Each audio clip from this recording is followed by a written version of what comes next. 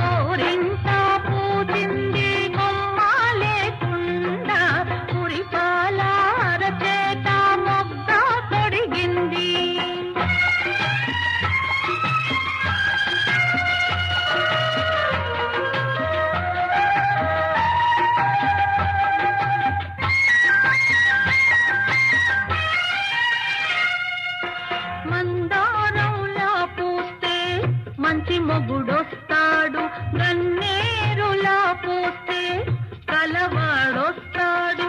మందారంలా పూస్తే మంచి మొగుడొస్తాడు, గన్నేరులా పూస్తే కలవాడొస్తాడు.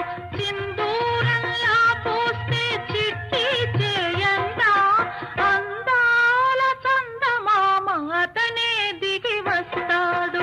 గోరింట పూచింది కొమ్మ లేకుండా మురిపాల అరచేత మొగ్గ తొడిగింది.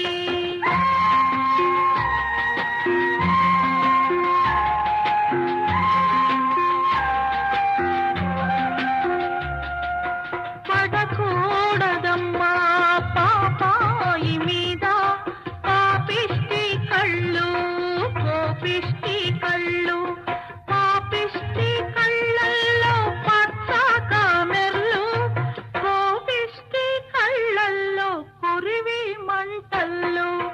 గోరింట పూచింది కొమ్మ లేకుండా మురిపాల అరచేత మొగ్గ తొడిగింది.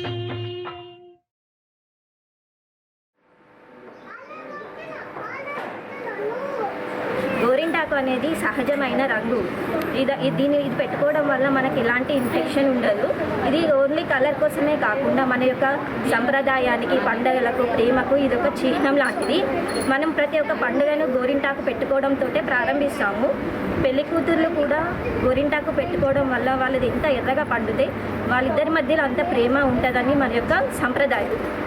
కాబట్టి మన సంప్రదాయాలను పాటిద్దాము. గోరింటాకు పెట్టుకోవడం వలన ఈ వర్షాకాలంలో వచ్చే ఇన్ఫెక్షన్స్, నేల్స్కున్న ఇన్ఫెక్షన్స్ కూడా పోతాయి. అలాగే వేసవిలో కాళ్ళు, చేతులు, బాడీ అనేది హీట్ అవుతుంది.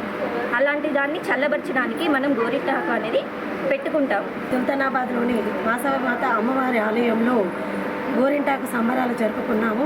ప్రతి సంవత్సరం లాగానే ఈ సంవత్సరం కూడా గోరింటాకు సంబరాలు జరుపుకోవడం జరిగింది. దీంట్లో మహిళలందరూ కూడా ఎక్కువ సంఖ్యలో పాల్గొని ఈ కార్యక్రమాన్ని విజయవంతం చేశారు. ఈ గోరింటాకు అనేది పార్వతీ అంశం నుండి పుట్టింది. ఈ గోరింటాకు చేతులకు పెట్టుకోవడం వల్ల మన శరీరంలోని వేడిని తగ్గిస్తుంది. అలాగే వేసవిలో ఎండలు ఎక్కువగా ఉండి ఆ ఎండ అంతా కూడా ఈ ఆషాఢ మాసంలో మనం గోరింటాకు పెట్టుకోవడం వల్ల మన శరీరంలో మొత్తం కూడా చల్లదనాన్ని ఇస్తుంది. ఈ గోరింటాకు పెట్టుకోవడం అనేది మన ఆడవాళ్ళందరికీ కూడా ఎప్పటి నుంచో సాంప్రదాయంగా ఉంది. మన పిల్లలకు కూడా ఈ గోరింటాకు గురించి తెలియజేసి అందరము కూడా ఎంతో చక్కగా ఇలా పండగలు జరుపుకోవాలని. रिज़्क़ अता फरमाइए, हमारी दुआओं को महज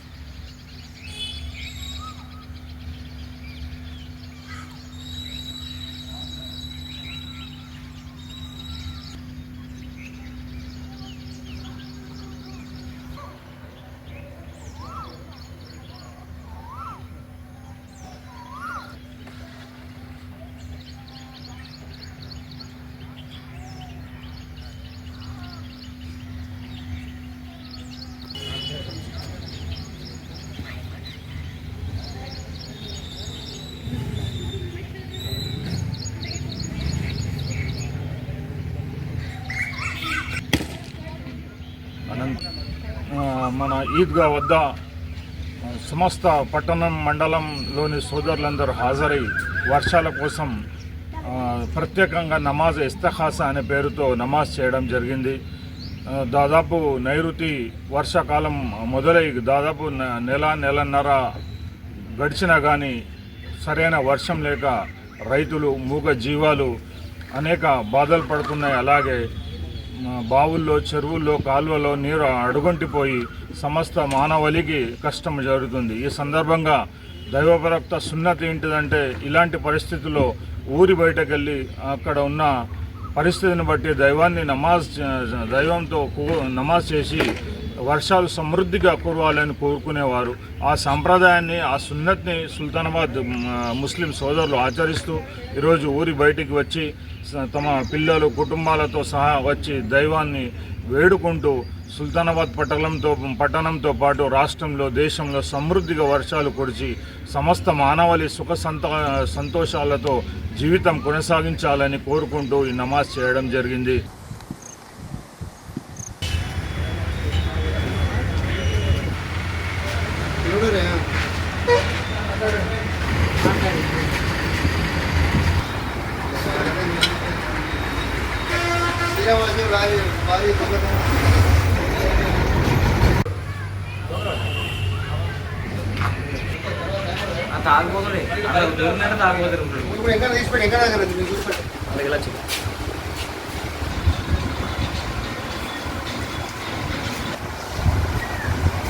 అలాగే వచ్చిందా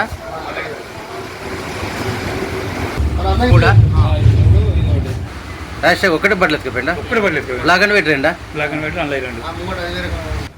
నైట్ 10 గంటలకు మేము షాప్ క్లోజ్ చేసినాం. క్లోజ్ చేసినాక నైట్ 1కి ఒక వ్యక్తి వెనుక రూమ్ నుండి విద్యుత్ ఫ్యాన్ పగలగొట్టుకొని అల్లకెళ్ళి 600 గంటలకి దునికిండు. ఫ్రిడ్జ్ ఎక్కిండు. ఈ ఫ్రిడ్జ్ ఎక్కి వీళ్ళకి వచ్చి ఇక్కడ కౌంటర్లోకి వెళ్ళి క్యాష్ తీసిండు 5,000, చిల్లర ట్యాంక్స్ 15,000, 2 black and white, 2 full bottle పట్టుకుని పోయిండు. ఇంకొకటి అందులో వెనుక రూమ్లో బెండెక్స్పైర్ కోటాలు 3, ర్యాష్ ఫుల్ బాటిల్ ఒకటి ఎత్తుకొని పోయిండు.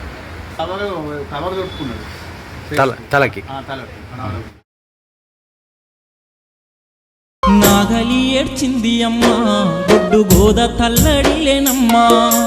నాగలి ఏడ్చింది అమ్మా, గొడ్డు గోద తల్లడిలేనమ్మా. కొర్రు గోడున ఏడ్చింది అమ్మా, కర్రు కన్నీరు పెట్టిందే అమ్మా. ఓ వానమ్మా, ఓ వానమ్మా, ఒక్కసారి నువ్వు రావమ్మా. ఓ వానమ్మా, ఓ వానమ్మా, ఒక్కసారి నువ్వు రావమ్మా. ఒక్కసారి నువ్వు రావమ్మా. పల్లె అడుగుతున్నదమ్మా, నీ జాడ తెల్వదాయనమ్మా. మా పల్లె అడుగుతున్నదమ్మా, నీ జాడ తెల్వదాయనమ్మా. మా చెరువెళ్ళిపోయిందే అమ్మా, మా గొంతాడిపోతున్నదమ్మా. ఓ వానమ్మా, ఓ వానమ్మా, ఒక్కసారి నువ్వు రావమ్మా. ఒక్కసారి నువ్వు రావమ్మా.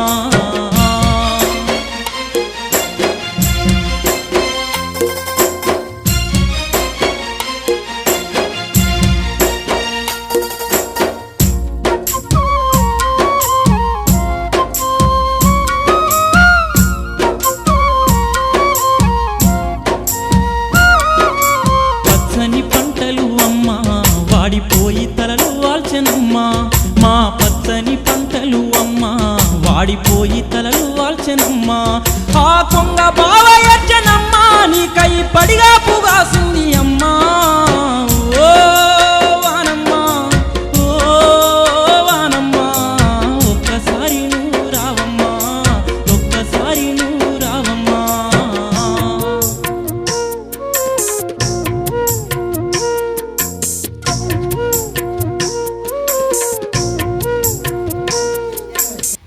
వర్షం కురవాలని మేమందరం పోషమ్మ తల్లికి, మరి ఇక్కడ ఉన్నట్టు ఎల్లమ్మ తల్లికి జలాభిషేకం చేయడానికి మేమందరం ముందుకొచ్చి గత 6 సంవత్సరాల కింద కూడా మేము అందరం గిట్లనే కలిసి మనకు జలాభిషేకం చేస్తే ఆ రోజు నుంచి ఫుల్ వర్షాలు పడ్డాయి.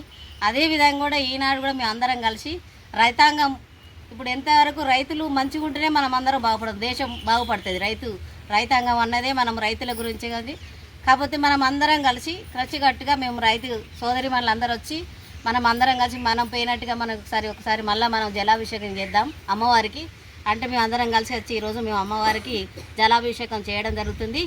మా గ్రామ దేవత అయినటువంటి పోచమ్మ తల్లికి మరియు ఎల్లవ తల్లికి జలాభిషేకం చేయాలని అనుకున్నాము. సడన్గా అనుకోవడం జరిగింది. మరి ఈ మధ్య చూసినట్లయితే ఎల్నినో ప్రభావం చేత వర్షాభావ పరిస్థితులు ఏర్పడినాయి. ఆ కారణం చేత వర్షాలు పడని పరిస్థితి నెలకొంది. దీంతో పంటలు పండని పరిస్థితి, తీవ్రంగా కరువు పరిస్థితులు ఏర్పడే సూచనలు మనకు కనిపిస్తున్నాయి. దానివల్ల మనం అందరం కూడా మరి మన గ్రామ దేవతలకు జలాభిషేకం చేసినట్లయితే వర్షాలు కురుస్తాయనే ఒక ఆశతోటి మా మహిళ అందరం కలిసి ఈరోజు గ్రామ దేవతలకు జలాభిషేకం చేసుకోవడం జరిగింది.